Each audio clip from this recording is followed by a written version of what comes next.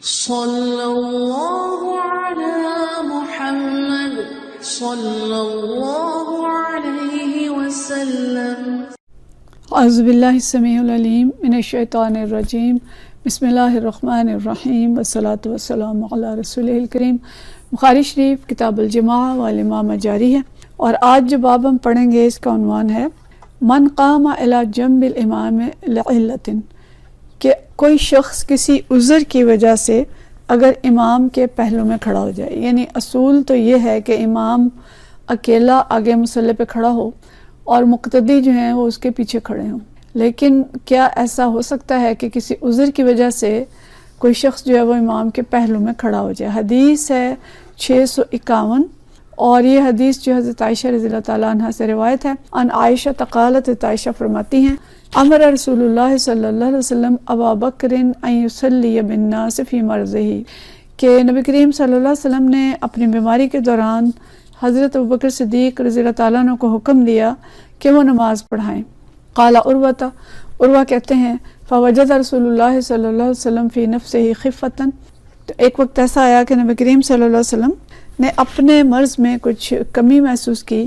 فخرج اذا ابو بکر یوم الناس، اور وہ نکلے جبکہ حضرت ابوبکر صدیق لوگوں کو نماز پڑھا رہے تھے۔ فلما رآہ ابو بکر، جب حضرت ابوبکر صدیق رضی اللہ تعالیٰ عنہ نے آپ کو دیکھا، استاخر فاشار الیہ، تو وہ پیچھے ہٹنے لگے، لیکن آپ صلی اللہ علیہ وسلم نے انہیں اشارہ کیا ان کما انت، کہ آپ جیسے ہیں ویسے ہی رہیں۔ فجلس رسول اللہ صلی اللہ علیہ وسلم حذاء ابی بکر الی جنبہ، تو اس وقت نبی کریم صلی اللہ علیہ وسلم حضرت ابوبکر صدیق کے پہلو میں بیٹھ گئے۔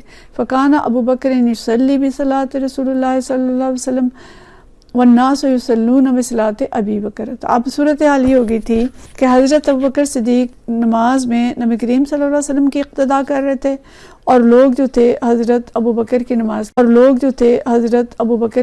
کی اقتداء کر رہے تھے۔ یعنی یہ کیفیت یہ تھی کہ نبی کریم صلی اللہ علیہ وسلم کی طبیعت خراب تھی، اور آپ صلی اللہ علیہ وسلم نے حضرت ابوبکر صدیق کو حکم دیا کہ وہ نماز پڑھائیں، اور جیسے ہم پڑھ رہے ہیں کہ جب آپ کی طبیعت تھوڑی سی بہتر ہوئی تو آپ تشریف لائے، اور حضرت بکر نے جب پیچھے ہٹنا چاہا تو آپ نے اشارہ کیا کہ وہیں رہیں اور ان کے ساتھ بیٹھ کے نماز پڑھائی۔ جیسے ہم حرم میں جاتے ہیں تو ہم دیکھتے ہیں کہ اللہ اکبر ایک امام کہتا ہے، اور اس کے بعد اونچی آواز میں ایک شخص کہتا ہے جسے مکبر کہتے ہیں، وہ اللہ اکبر سمع اللہ لمن حمدہ وہ اونچی آواز میں کہتا ہے۔ تو اسی طرح نبی کریم صلی اللہ علیہ وسلم چونکہ بیماری کے دوران آپ کی آواز ہے وہ ہلکی تھی، اور خیال تھا کہ شاید یہ تمام لوگوں تک نہ پہنچے، تو حضرت بکر صدیق ساتھ ہی کھڑے ہو گئے نبی کریم صلی اللہ علیہ وسلم کے، اور جو کچھ آپ فرما رہے تھے جیسے پڑھ رہے تھے انہوں نے اس کو اونچی آواز میں پڑھا، اور آپ نبی کریم صلی اللہ علیہ وسلم کی اقتداء کر رہے تھے، اور لوگ جو ہیں حضرت بکر صدیق کو دیکھ کے اور ان کی آواز سن کے رکوع سجود جو ہیں وہ، یہاں سے پھر یہ اصول نکالا جاتا ہے کہ اگر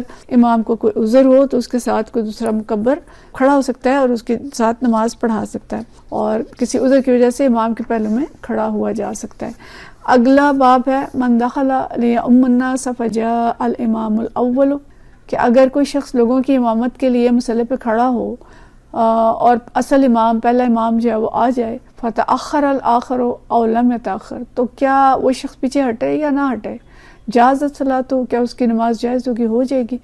تو یہ ایک سوال کی صورت میں انہوں نے رکھا ہے کہ کوئی شخص نماز پڑھا رہا ہے، وہ اصل امام نہیں ہے اس مسجد کا، وہ کسی وجہ سے کہیں گیا ہوا ہے، اور اصل امام اس دوران آ گیا، تو اب وہ جو عارضی امام تھا وہ کیا کرے؟ وہ پیچھے ہٹے یا نہ ہٹے، اور کیا اس کی نماز ہو جائے گی اس کے پیچھے کھڑے ہو کے؟ تو اس کی جو تفصیل ہے یہ حدیث نمبر 652 ہے، اور یہ حدیث جو ہے سہل بن سعد ساعدی سے روایت ہے ان رسول اللہ صلی اللہ علیہ وسلم ذهب الى بنی عمرو بن عوف لیصلح بینہم، کہ نبی کریم صلی اللہ علیہ وسلم بنی عمرو بن عوف کے درمیان صلح کرانے کے لیے تشریف لے گئے۔ فحانت الصلاۃ فجاء المؤذن الى ابی بکر، اور نماز کا وقت ہو گیا تو مؤذن حضرت بکر صدیق کے پاس آیا، فقال، اور ان سے کہا اتصلی للناس فاقیم، کیا آپ لوگوں کو نماز پڑھا دیں گے، میں اقامت کہوں؟ قال نعم، انہوں نے فرمایا ہاں۔ فصلی ابو بکر، تو ابو بکر رضی اللہ تعالیٰ عنہ نے نماز پڑھائی، یعنی شروع کر دی انہوں نے نماز پڑھانی۔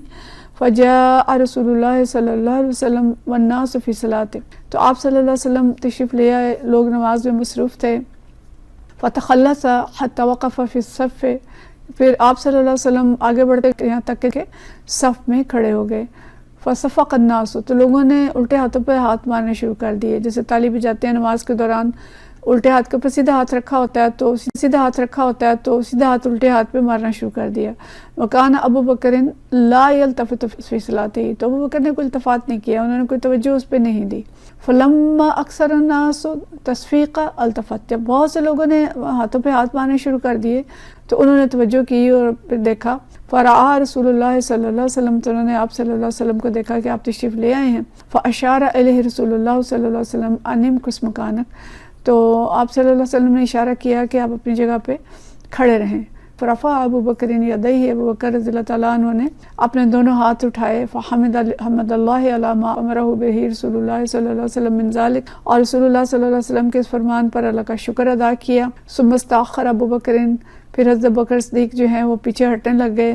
حتی استوى فی الصف، یہاں تک کہ وہ صف کے اندر شامل ہو گئے، برابر ہو گئے، صف کے ساتھ کھڑے ہو گئے. وتقدم رسول اللہ صلی اللہ علیہ وسلم فصلی، نبی کریم صلی اللہ علیہ وسلم آگے بڑھے اور نماز پڑھائی. نماز ختم ہو گئی، فارغ ہو گئے تو آپ نے فرمایا یا ابا بکر ما منعک ان تثبت اذا امرتک، کیا وجہ تھی کہ میں نے جو آپ کو حکم دیا تھا تو آپ نے اس کے مطابق عمل نہیں کیا.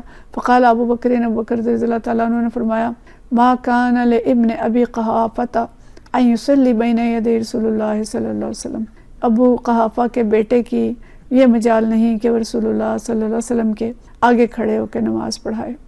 فقال رسول اللہ صلی اللہ علیہ وسلم، پھر رسول اللہ صلی اللہ علیہ وسلم نے فرمایا ما لی رأیتکم اکثرتم التصفیق، کہ کیا وجہ ہے کہ میں نے تم لوگوں کو کثرت سے ہاتھوں پہ ہاتھ مارتے دیکھا ہے. من رعبہ شیء فی صلاتہ فلیسبح، اور اگر نماز میں کوئی ایسی صورت پیش ہو جائے، من رعبہ شیء فی صلاتہ، اگر کسی کی نماز میں کوئی ایسا مسئلہ ہو جائے، فلیسبح، تو وہ سبحان اللہ کہے. فإنه إذا سبح التفت إليه، اور جب وہ سبحان اللہ کہے گا تو اس کی طرف توجہ کی جائے گی. وإنما التصفیق للنساء، اور ہاتھوں پہ ہاتھ مارنا عورتوں کے لیے. ٹھیک ہے، تو اب بہت سارے اصول اس حدیث سے ہمیں پتہ چلے. اور بنیادی طور پہ جو باب ہے وہ تو یہی ہے کہ اگر امام نے نماز پڑھانی شروع کر دی ہے اور پرانا امام جو اس مسجد کا اصل امام تھا وہ واپس آ گیا ہے، تو کیا پہلے جو امام کرا رہا تھا، نماز پڑھا رہا تھا، اس کو پیچھے ہو جانا چاہیے؟ تو عمومی طور پہ تو یہ ہے کہ جو امام پڑھا رہا ہے اس کو نماز مکمل کرنی چاہیے. لیکن یہاں چونکہ معاملہ تھا نبی کریم صلی اللہ علیہ وسلم کا، اور نبی کریم صلی اللہ علیہ وسلم کی یہ شان تھی، اور آپ صلی اللہ علیہ وسلم کے لیے ابو بکر صدیق جو ہیں وہ پیچھے ہٹ گئے. اور یہ چونکہ خاص ایک موقع تھا کہ نبی کریم صلی اللہ علیہ وسلم تھے اور آپ کی خصوصیت تھی، ظاہر ہے آپ اگر آ جاتے ہیں تو آپ سے آگے تو کوئی نہیں ہے، تو اس لیے امام کے لیے جائز یہی تھا کہ وہ نبی کریم صلی اللہ علیہ وسلم کے لیے جگہ چھوڑ دے. ورنہ عمومی طور پر یہ حکم نہیں، امام نماز پڑھا رہا ہے اسی کو نماز مکمل کرنی چاہیے. اور بعض کا ایسا بھی ہوا ہے کہ نبی کریم صلی اللہ علیہ وسلم نے کسی دوسرے امام کے پیچھے نماز پڑھی ہے. غزوہ تبوک سے واپسی پہ حضرت عبد الرحمن بن عوف رضی اللہ تعالیٰ عنہ نے نماز پڑھانی شروع کر دی تھی، تو اس دوران نبی کریم صلی اللہ علیہ وسلم تشریف لائے. حضرت عبد الرحمن بن عوف نے پیچھے ہٹنا چاہا تو آپ صلی اللہ علیہ وسلم نے ان کو اشارہ کیا کہ اپنی جگہ پہ کھڑے رہیں. چنانچہ حضرت عبد الرحمن بن عوف نے وہ نماز مکمل کرائی اور نبی کریم صلی اللہ علیہ وسلم نے ان کی اقتداء میں نماز پڑھی. تو یہ بھی ایک مثال ہمارے سامنے موجود ہے. لیکن آپ صلی اللہ علیہ وسلم کی شان کا جو تقاضا تھا، حضرت بکر صدیق رضی اللہ تعالیٰ عنہ نے اس کو پورا کیا اور پیچھے ہٹ گئے اور نماز بقیہ جو تھی وہ نبی کریم صلی اللہ علیہ وسلم نے مکمل کرائی. اس کے علاوہ جو ہمیں دوسری چیز اس حدیث سے پتہ چلتی ہے کہ جو نماز میں اگر متوجہ کرنا ہے کسی غلطی پہ تو مردوں کو سبحان اللہ کہنا چاہیے اور عورتوں کو اپنے الٹے ہاتھ پر سیدھا ہاتھ مار کے متوجہ کرنا چاہیے. اور یہ بھی ایک بات پتہ چلتی ہے کہ کوئی شخص اگر مرتبے میں کم ہے تو وہ بڑے مرتبے والے کی امامت کرا سکتا ہے. اس حدیث کا جو پس منظر ہے وہ یہ ہے کہ اہل قباء کی آپس میں لڑائی ہو گئی تھی اور جس میں انہوں نے ایک دوسرے پہ پتھراؤ کیا. تو بنو عمر بن عوف کا قبیلہ جو کہ اس قبیلے کی ایک شاخ تھا، یہ بھی قباء میں آباد تھا اور یہ بھی اس لڑائی میں شریک تھے. تو نبی کریم صلی اللہ علیہ وسلم کو جب اس واقعے کا پتہ چلا تو آپ چند صحابہ کرام کو ساتھ لے کے ان کی صلح کرانے کے لیے تشریف لے گئے. اور مسند احمد اور سنن نبی داؤد میں ہے کہ نبی کریم صلی اللہ علیہ وسلم حضرت بلال کو فرما گئے تھے کہ اگر میں نماز کے وقت پر نہ پہنچ سکوں تو حضرت ابوبکر سے کہہ دینا کہ وہ لوگوں کو نماز پڑھائیں. تو اسی بنا پہ حضرت ابوبکر نے وہ نماز پڑھائی تھی. تو یہاں سے میں ایک اور اصول پتہ چلتا ہے کہ لوگوں کے درمیان صلح کرانے اور فتنے کو دبانے کی اہمیت مسجد نبوی میں نماز پڑھنے سے بھی زیادہ ہے کہ آپ صلی اللہ علیہ وسلم نے مسجد نبوی میں نماز پڑھنے کی فضیلت پر اس چیز کو ترجیح دی کہ مسلمانوں کے 2 گروہ جو ہیں لڑائی ہو گئی ہے یا دوسرا گروہ جو بھی تھا تو ان کے درمیان صلح کرائی جائے. اور یہ بات بھی پتہ چلتی ہے کہ حاکم کو چاہیے کہ رعیت کی اصلاح کے کاموں کو باقی کاموں پر مقدم رکھے. اور یہ بھی پتہ چلا یہاں سے دوبارہ ہمیں کہ حضرت بکر صدیق کا مرتبہ صحابہ کرام میں سب سے افضل ہے کہ آپ صلی اللہ علیہ وسلم حضرت بکر صدیق کو کہہ کے گئے کہ وہ نماز پڑھائیں. ٹھیک ہے. وآخر دعوانا ان الحمدللہ